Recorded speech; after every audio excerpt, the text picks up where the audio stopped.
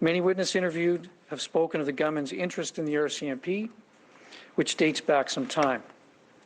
We now know that on April 18th and 19th, the gunman wore parts of an authentic RCMP uniform, including a shirt and pants with a yellow stripe. Mounties say the Nova Scotia shooter was an avid collector of police uniforms and other memorabilia, and they're looking into where he got them. Among his collection, 4 police cruisers bought at auction.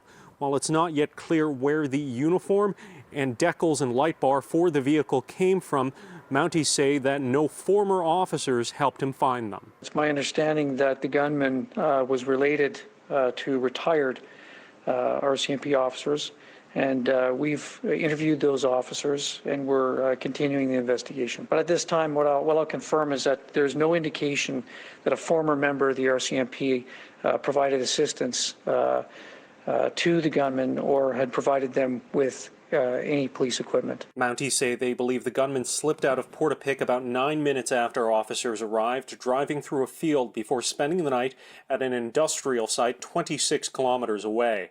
RCMP also clarifying the relationship between the gunman and his first victim. She was a common-law spouse and neighbor of the shooter.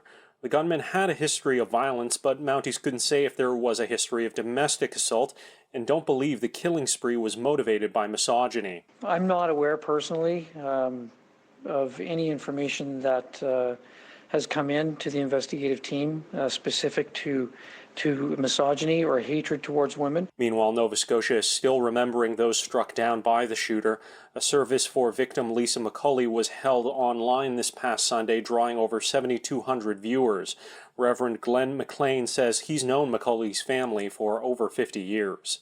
Well, she was always a person with a very big smile, and she was had been a lifetime student, so she was a very bright woman.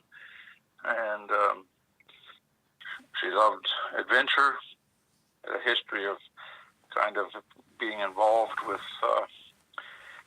travel across our own country. She was a very active member of the United Church of Canada and active in Berwick Camp, which is a camp that runs in the United Church here in Berwick, Nova Scotia every summer. Just a person who really loved and embraced life in every way that she could. Now, RCMP are still seeking tips from the public in order to get a clear understanding of exactly what happened. Mounties say they've identified 435 witnesses so far and talked to over half of them, including some from the United States. In Ottawa, Xiaoli Li, City News.